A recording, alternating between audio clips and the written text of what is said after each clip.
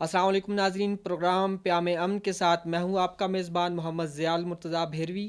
ناظرین، آج کے پروگرام میں ہم گفتگو کریں گے مراقبہ کے حوالے سے۔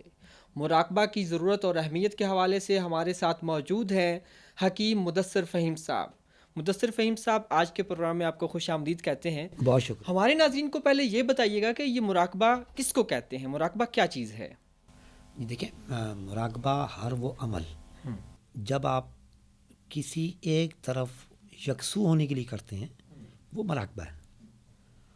جیسے ہم روزمرہ کے معمولات کرتے ہیں، پڑھنا چاہتے ہیں، کوئی ریسرچ ورک کرتے ہیں، تو ہم لوگ جب ایک طرف یکسو ہوتے ہیں، یکسو ہونے کے لیے ہم کیا کرتے ہیں؟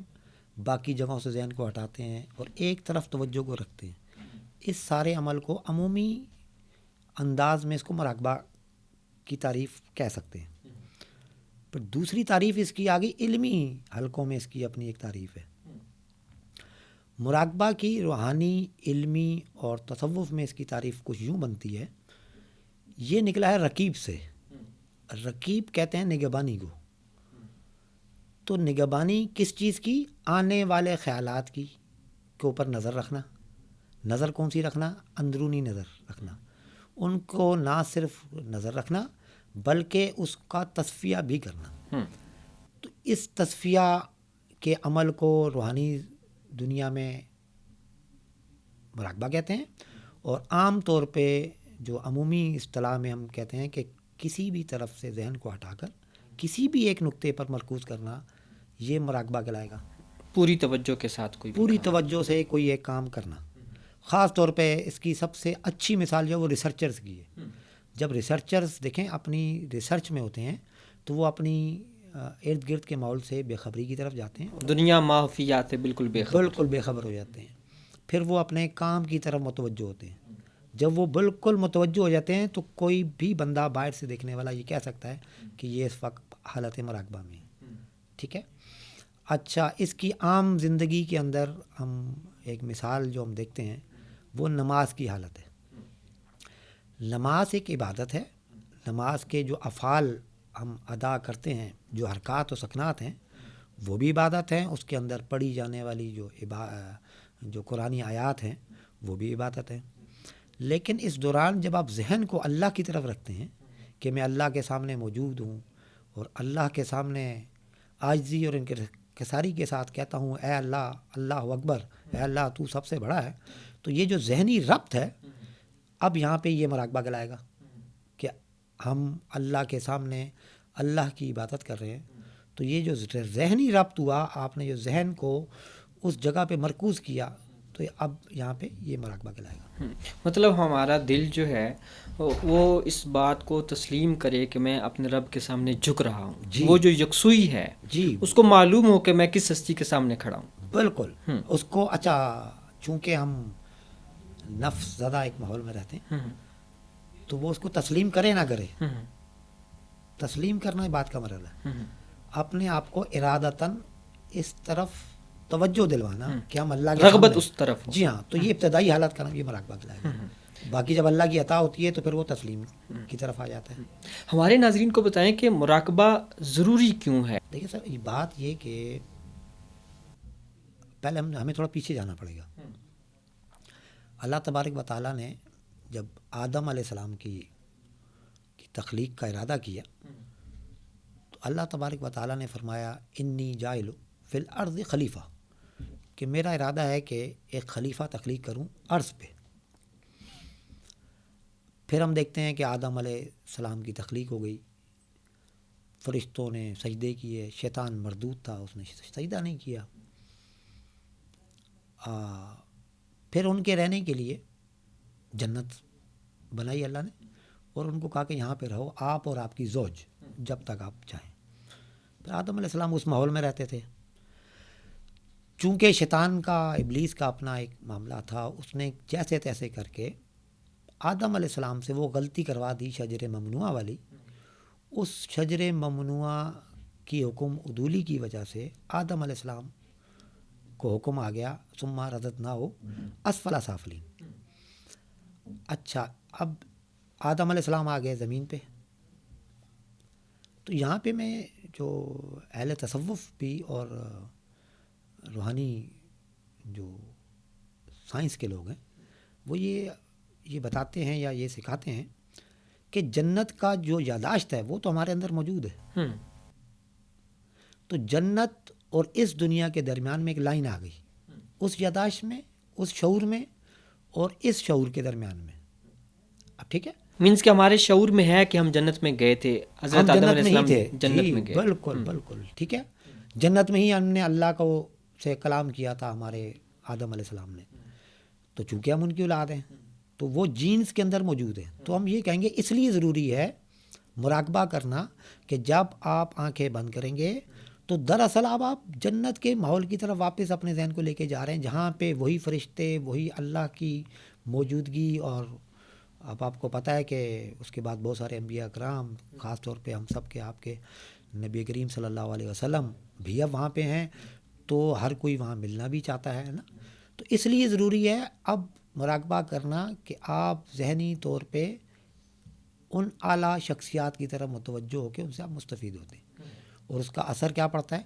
یہاں پہ آپ ان اعمال سے دور ہو جاتے ہیں جو یہاں پہ اللہ تبارک و تعالیٰ پسند نہیں کرتے. زمین پہ فساد پھیلنے کا جو سبب بنتے ہیں تو اس میں بتدریج کمی آتی چلی جاتی ہے. مراقبہ اس لیے ضروری ہے.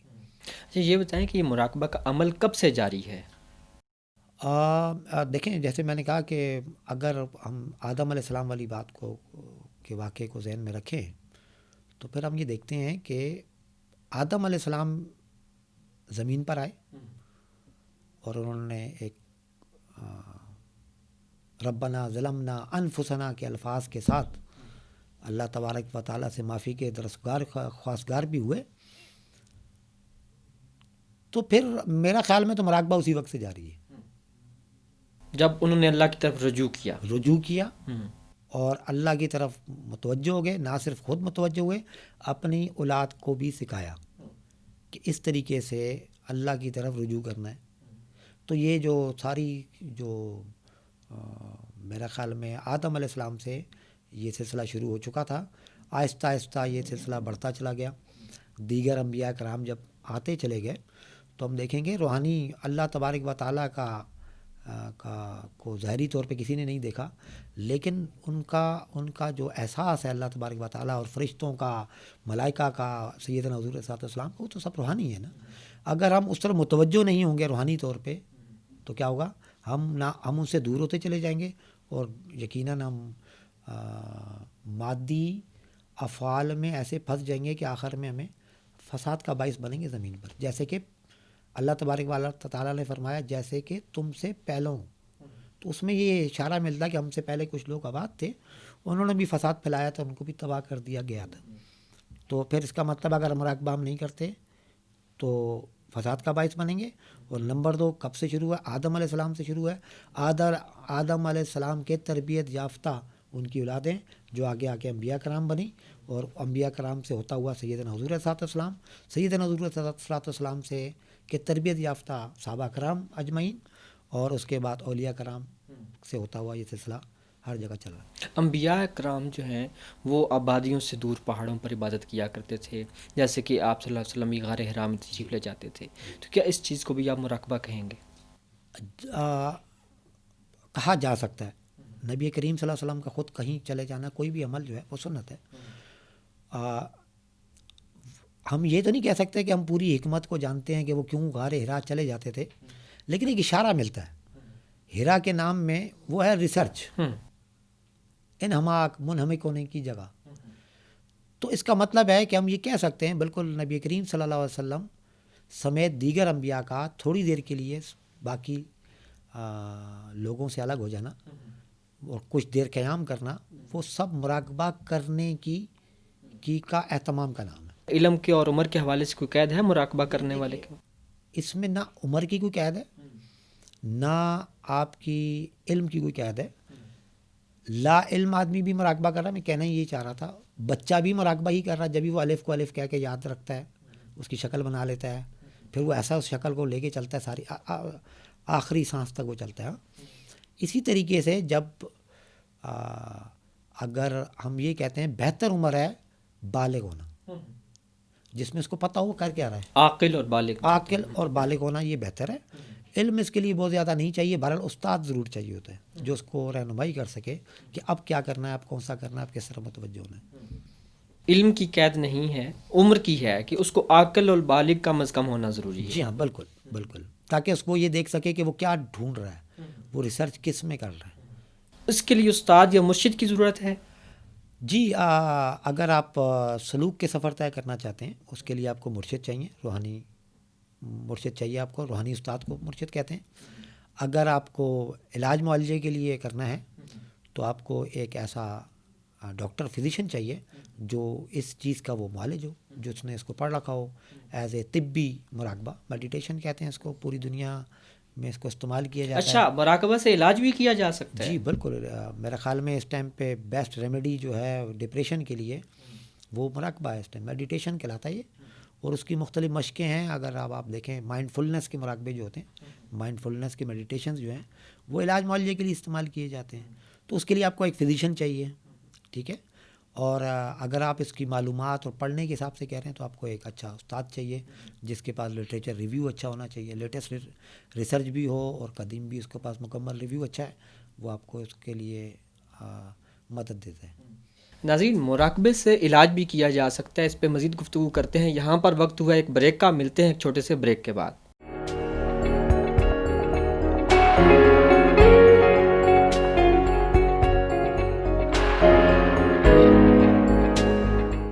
جی ناظرین، بریک کے بعد دوبارہ آپ کو خوش آمدید کہتے ہیں.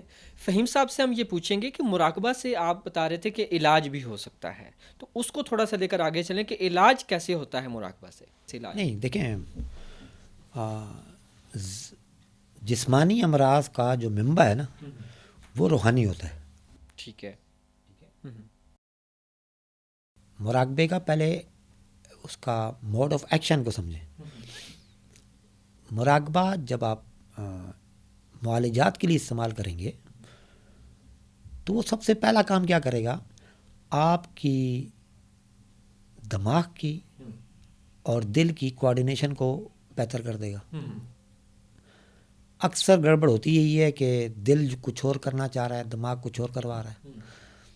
اچھا، دماغ کہہ رہا ہے یہ کرو، دل سے ہو نہیں رہا لیکن وہ کرنا پڑ رہا ہے اس کو. تو ان کے درمیان کوآرڈینیشن کو بہتر کر دے گا. تو زیادہ بیماریاں آپ کو پتہ ہے ذہنی اور قلبی کشمکش سے آتی ہیں. ان سب کو تو یہ فوراً شروع کے 20 منٹ میں ہی فرق پڑ جاتا ہے. جیسے قوت ارادی کی کمی، یکسوئی نہ ہونا، پڑھنے میں دل نہ لگنا، گھبراہٹ، بلڈ پریشر، یہ 15 سے 20 منٹ کا مراقبہ آپ کو فائدہ دے دیتا ہے. ایک بے چینی سی جو ہوتی ہے اس کشمکش کے دوران وہ ختم ہو جائے گی. بالکل ختم ہو جائے گی. ٹھیک ہے. جی ہاں. اور دیکھیں جیسے ہم اس کے لیے بتاتے ہیں ابتدائی مراقبہ سب کے لیے جو ہر کوئی کر سکتا ہے، چاہے امراض کے لیے کریں، چاہے یکسوئی کے لیے کریں، چاہے روحانی ترقی کے لیے کریں، وہ ہے نیلی روشنی کا مراقبہ. اللہ کے انوار ہر وقت ہر جگہ برس رہے ہیں. ہم یہ عرض کرتے ہیں کہ وہ رنگ اللہ کے انوار کا جن کا رنگ نیلا ہے، آپ یہ محسوس کریں کہ ان کو دیکھیں کہ وہ آپ کے دماغ پہ برس رہے ہیں، آہستہ آہستہ سرائیت کرتے ہوئے آپ کے دل میں جذب ہو رہے ہیں. وہ آپ کے اندر ایک تلاطم جو پیدا ہوتا ہے اس کو نارمل کر دے گا، تناؤ ختم کر دے گا، قوت اعتماد، قوت ارادی یہ آپ کی بہتر ہو جائے گی. اب اس قوت نے آپ کی باڈی کو چیک کرنا ہے کہ ہاضمہ تو نہیں خراب ہو رہا، جس کو طبیعت کہتے ہیں. ٹھیک ہے. طبیعت کیا ہے؟ ایک نگاہ کا نام ہے جو چیک کر رہی ہوتی ہے، وہ دیکھ کے بتاتی ہے کہ یہاں درد ہو رہا ہے، یہاں سویلنگ ہو رہی ہے. آپ کا ذہن جب ادھر جاتا ہے تو آپ کو وہ فیل ہوتا ہے. تو وہ طبیعت جو ہے نا وہ مراقبہ کے ذریعے طاقتور بھی ہو جاتی ہے اور خود سمجھدار ہو جاتی ہے کہ اس کو میں نے کیسے ٹریٹ کرنا ہے. کہ جی السریشن ہو رہی ہے، اس کو نہ صرف خالی اطلاع نہیں بھیجے گا، وہ اس کو ہیل کرنے کے لیے متعلقہ انزائمز کو جو برین سے نیورونز نے نکلنا ہے ان کو اطلاع دے گا کہ بھائی یہ والے فوراً بھیجو. اس طریقے سے خاص قسم کی کیفیت طاری ہو جاتی ہے انسان. جی ہم کہہ سکتے ہیں کہ جب وہ کیفیت طاری ہوتی ہے تو باڈی کے اندر کیمیکلی بھی کچھ تبدیلیاں لا کے وہ باڈی کو بہتر کرتا ہے. جیسے آپ کو پتہ ہے امراض معدہ کے بہت زیادہ یہاں مسائل ہیں، بہت سارے مریض ملتے ہیں، گیسٹرک کے مسائل ہیں. تو تو اس کے لیے ہم بتاتے ہیں عموماً کہ آپ یہ محسوس کریں کہ آپ کا کے پیٹ کے اوپر ایک جار ہے شیشے کا، وہ پورا بھرا ہوا ہے زرد رنگ کی روشنیوں سے، اور وہ روشنیاں گھوم رہی ہیں آہستہ آہستہ آہستہ، ٹھیک ہے؟ بس آپ نے خالی اس کو دیکھنا ہے، آپ نے باقی کچھ نہیں کرنا، آنکھیں بند کر کے کھلی آنکھ سے جس طرح چاہیں اب آپ اس کو دیکھیں کہ وہ گھوم رہا ہے۔ جب وہ گھومنا شروع کرتا ہے تھوڑی دیر میں ہی امراض معدہ کا مریض فوری طور پہ ریلیف محسوس کرتا ہے، کچھ اس کو سکون آتا ہے، اسی وقت سکون آئے اچھا گا۔ مدثر فہیم صاحب یہ بتائیں کہ مراقبہ اور عبادت دو مختلف عمل ہیں؟ جی بالکل، عبادت تو ایک بہت بڑی اللہ کی نعمت ہے، اور ایک میرے خیال میں اگر اس کو ڈیزائن کرنا پڑ جاتا ہے انسان سے تو ہو بھی نہ پاتا، تو اللہ کی عطا ہے۔ عبادت ایک مجموعے کا نام ہے جس میں آپ کے پورے دن کے اعمال و افعال، پھر ذہن کے اعمال و افعال، پھر آپ کا کلام قول، یہ سب اللہ کے لیے اور اللہ کی طرف سے جب آپ ادا کرتے ہیں ایک مخصوص شکل اختیار کر کے، مخصوص رخ اختیار کر کے، اور مخصوص ذہنی ماحول بنا کے، تو یہ سب مل کے کہلاتی ہے عبادت۔ لیکن اس میں جو مراقبہ ہے وہ ہے آپ کا عبادت کے اندر ذہن کو ارادتاً اس عبادت کی طرف متوجہ کرنا، ذہن کو عبادت میں ارادتاً اللہ کی طرف متوجہ کرنا، یہ مراقبہ کا اس میں رول ہے۔ لیکن مراقبہ عبادت نہیں، مراقبہ ایک الگ چیز ہے اور عبادت ایک الگ چیز ہے۔ عبادت وہی جو اللہ اور اللہ کے رسول نے متعین کر دی۔ اچھا یہ بتائیں کہ مراقبہ کرنے والے جو افراد ہیں ان کے حوالے سے کوئی خاص قسم کی پرہیز بھی ہوتی ہے کہ اس چیز سے دور رہیں اور یہ چیز جو ہے؟ جی بات پھر وہی ہے کہ آپ کس چیز کے لیے مراقبہ کرنے والے ہیں، تو ہم یہ کہتے ہیں کہ مراقبے کے لیے ہر وہ عمل جو آپ کو مادیت میں پھنساتا ہے، دنیا داری میں پھنساتا ہے، یا دنیاوی یہ جو کشمکش ہے اس کو بڑھاتا ہے، ہر اس عمل سے دور رہنا مناسب ہے۔ مطلب نفسانی خواہشات جو ہیں، جی ہاں، ان کو کنٹرول کرنا ضروری ہے، ٹھیک ہے، تاکہ آپ پورا مراقبے سے پورا مستفید ہو سکیں۔ لیکن اگر آپ ذرا ابتدا جب کریں گے پھر تو آپ نہیں کر سکیں گے نا، تو آپ ابتدا جیسے ہی مراقبے سے کریں گے وہ آپ کو ان پرہیز کے لیے تیار بھی کر دے گا آپ کو، ٹھیک ہے۔ وہ اتنی مینس کہ آپ کے اندر قوت ارادی آ جائے گی کہ آپ ان چیزوں سے تھوڑا دور خود بخود ہو جائیں خود بخود دور ہونا شروع ہو جائیں گے۔ دیکھیں مراقبہ آپ کر ہی اسی لیے رہے ہیں، اندرونی دنیا سے متعارف ہونے کے لیے، اور اندر اللہ بستا ہے، اندر ایک چیز موجود ہے کہ ہم کبھی جنت میں تھے اور وہاں پہ جنت کے ماحول سے مستفید ہوتے تھے، اسی جنت کے ماحول میں اللہ سے ملے تھے، تو اب یہ ساری کیفیات اندر موجود ہیں۔ اب جب آپ نے اس اندر کی طرف متوجہ ہونا ہے تو باہر کی طرف اگر آپ کی توجہ رہے گی تو ظاہر سی بات ہے آپ اندر کی طرف توجہ کم دے سکیں گے نا، تو اس کے لیے بس پرہیز میں ہم یہ کہتے ہیں بیرونی دنیا میں سارے کام کریں، بہت زیادہ محو مت ہو جائیں، اس کو ہر وقت اس کا خیال مت طاری کریں۔ دیکھیں اولیاء اللہ نے، انبیاء کرام نے، صحابہ کرام نے اپنی زندگی بھرپور جی ہے، لیکن اس زندگی کا مقصد نہیں بنایا۔ کھانے کے وقت میں انہوں نے کھانا کھایا، ان قدسی حضرات نے باقی معاملات بھی بڑے اچھے طریقے سے کیے، روزگار کے معاملات بھی بڑے اچھے طریقے سے کیے، لیکن اگر ان کا مجموعی زندگی کا وقت نکال کے دیکھیں گے تو زیادہ وقت ان کا اللہ کی طرف متوجہ رہنے میں رہا۔ اس کے لیے انہوں نے عبادات کی یا ذہنی طور پہ جو بھی ان کے طریقہ کار تھے وہ انہوں نے اپنائے، اور یہ اس طریقے سے رہا۔ آپ کیا سمجھتے ہیں کہ جو مراقبہ کرتے ہیں ان کو پھر صحبت بھی اپنی تبدیل کرنی پڑے گی، صحبت صالح میں جانا پڑے گا؟ بہت اچھا آپ کا نقطہ ہے، بالکل۔ دیکھیں ہمارے جو میرے اساتذہ ہیں وہ یہ فرماتے ہوتے ہیں جب بھیڑ کو آپ چھوڑیں گے نا تو وہ بھیڑ کے ریوڑ پہ کھڑی ہوگی، بکری کو چھوڑیں گے وہ سیدھی بکریوں میں جا کے کھڑی ہو جاتی ہے، کتوں کو چھوڑیں گے تو وہ کتوں کے ساتھ کھڑے ہوتے ہیں، ہے نا۔ انہوں نے فرمایا کہ جب آپ جنت کے لیے جائیں گے نا، جب اوپر جب آپ اعراف کی طرف جاتے ہیں تو پہلے درجے میں تو ہوگا ہی یہی کہ نشئی سارے ایک طرف ہو جائیں گے، مجرم سارے خود بخود اپنے ملتے جلتے ماحول کو دیکھ کے اس طرف جانا شروع کر دیں گے، اور جو صالحین ہیں وہ خود بخود اس طرف جانا شروع کر دیں گے، ٹھیک ہے۔ تو اس لیے اس ماحول کو اچیو کرنے کے لیے اس دنیا میں آپ کو بالکل صالح ماحول میں رہنا پڑے گا، ہم خیال ماحول میں رہنا پڑے گا۔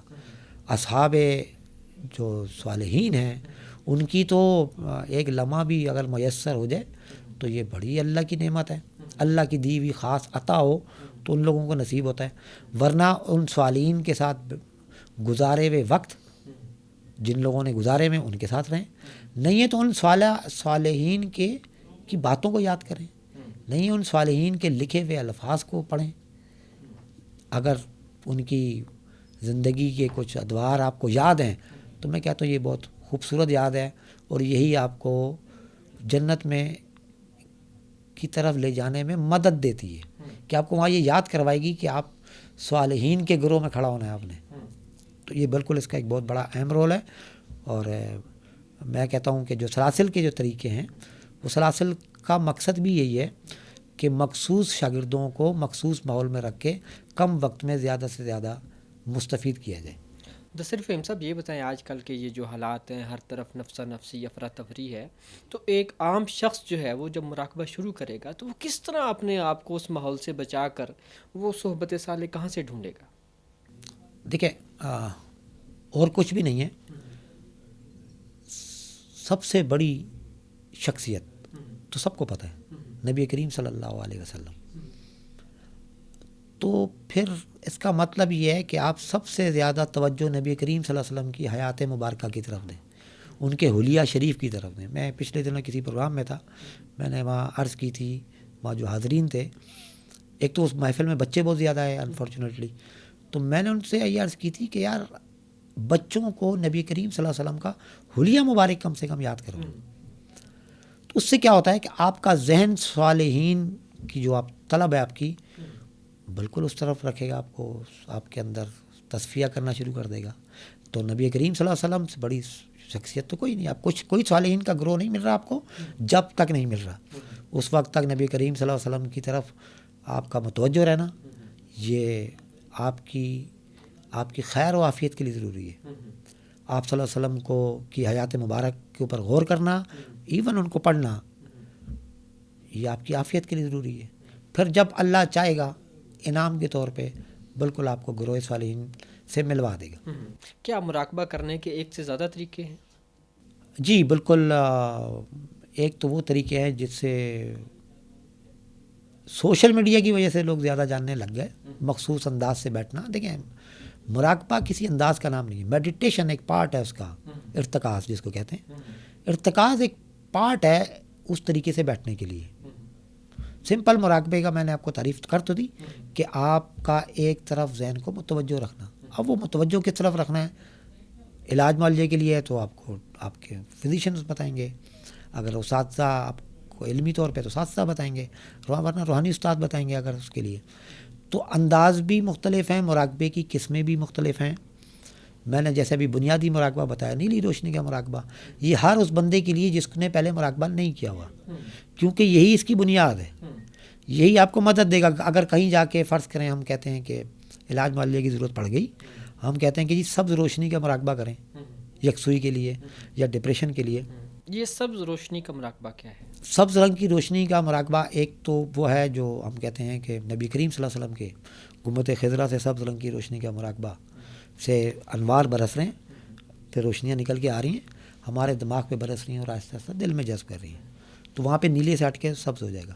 اس کا کام ہے وہ لوگ جن کو وسواس آتے ہیں، وہ لوگ جن کو عجیب و غریب سوالات آتے ہیں، وہ لوگ جن کو لگتا ہے وہ دین بیداری کی طرف جا رہے ہیں، وہ لوگ جن کو لگتا ہے کہ وہ الحاد کی طرف نہ چلے جائیں، وہ لوگ جن کو لگتا ہے کہ وہ ان کے دماغ میں کچھ ایسے خیالات آ رہے ہیں جو کسی شریف النفس آدمی کے دماغ میں نہیں آ رہے اور وہ کنٹرول میں نہیں ہو رہے، ان کو کنٹرول کرنے میں مدد دیتے ہیں. وہ لوگ جن کو لگتا ہے کہ وہ ان کو روحانی ترقی چاہیے، وہ لوگ جو لوگ چاہتے ہیں کہ وہ اللہ کا قرب اختیار کریں، وہ لوگ جو چاہتے ہیں کہ ان کو نماز میں مزہ آئے، ان سب کے لیے یہ سبز روشنی کا مراقبہ بہت زیادہ مدد دیتا ہے اور شروع کے منٹوں میں مدد دیتا ہے. اسی وقت لگے گا.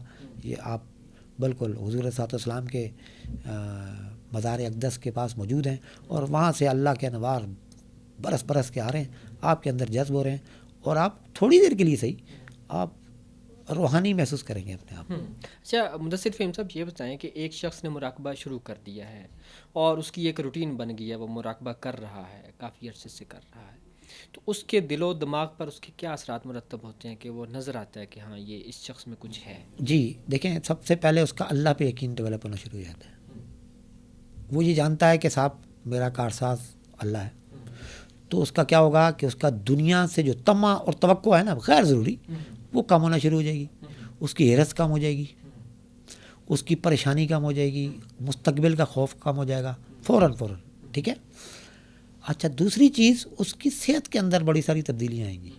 اس کا چہرہ حشاش بشاش ہونے لگ جائے گا, اس کی بلڈ سرکولیشن نسبتاً بہتر لگے گی, اس کا نظام بہتر لگے گا, اس کی ذہنی بالیدگی آپ کو نظر آنے لگ جائے گی کہ بہت تیزی سے اس کے اندر ڈیولپمنٹ شروع ہوئی ہے. وہ اپنے ارد گرد سے پیار کرنے والا ہوتا ہے. وہ ایک پودے سے بھی محبت کرتا ہے کہ جو اس کے ارد گرد ہے. وہ ایک اسی گلی میں رہنے والی بلی سے بھی پیار کرنے لگ جاتا ہے. فطرت کے زیادہ قریب ہو جاتا ہے. بالکل فطرت کے قریب ہوتا ہے. فطرت آپ کو پتہ خیر ہے, وہ خیر کی طرف آپ کو لے جاتی ہے. آپ کے کہنے کا مقصد یہ ہے کہ مراقبہ کرنے والا شخص جو ہے وہ دوسروں سے مختلف ہوتا ہے اپنے افعال اور اعمال کی وجہ سے. بالکل. اور اس کا سب سے بڑا یہ ہے کہ وہ گھر والوں کے لیے ایک بہت اچھا گھر کا فرد ہوتا ہے. جب وہ باپ کے روپ میں آتا ہے تو بہت اچھا باپ, پیار کرنے والا, جیسا حقیقی باپ کو ہونا چاہیے, جیسے اللہ اور اللہ کے رسول چاہتے ہیں. شوہر کی روپ میں وہ شوہر بہت اچھا شوہر ثابت ہوتے ہیں. بھائی کے روپ میں بہت اچھا بھائی, ایون خواتین بہت اچھی بہنیں, بہت اچھی بیویاں, بہت اچھی مائیں ثابت ہوتی ہیں مراقبہ کرنے والی.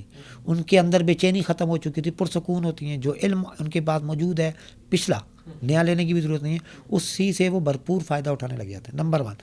نمبر 2, ان اشخاص کی زندگی میں برکت آ جاتی ہے, چاہے وہ کسی بھی قسم کا مراقبہ کر رہے ہوں, کسی بھی مقصد کے لیے کر رہے ہوں. اب یہ نوٹ فرمائیے گا, جتنے لوگ ہیں ان کی زندگی میں برکت ہوتی ہے. ان کے کام کم ٹائم میں زیادہ کام ہونے لگ جاتے ہیں. ٹھیک ہے. صحت میں نے آپ کو سارے بتا دیا کہ جتنے انزائم ہیں بالکل اپنے کنٹرول میں آ جاتے ہیں. جتنے کیمیکل اتار چڑھا ہوا ہے کچھ دنوں میں ہی وہ کنٹرول میں آنے لگ جاتا ہے. وہ بندہ زیادہ صحت مند ہوتا ہے. ٹھیک ہے, یہ اس کا ہے. بہت شکریہ حکیم مدثر فہیم صاحب, آپ تشریف لائے اور اتنی اچھی گفتگو کی. ناظرین, حکیم مدثر فہیم صاحب نے مراقبہ کے حوالے سے جو تفصیلی گفتگو کی ہے اس میں ایک چیز جو ہے وہ ہمیں نظر آئی ہے, کھل کے سامنے آئی ہے. وہ یہ ہے کہ انسان کی جو خلوت ہے وہ مراقبے کی وجہ سے پاک رہ سکتا ہے. یہاں پر پروگرام کا وقت ختم ہوا ہے. آپ سے اجازت چاہتے ہیں. اللہ حافظ.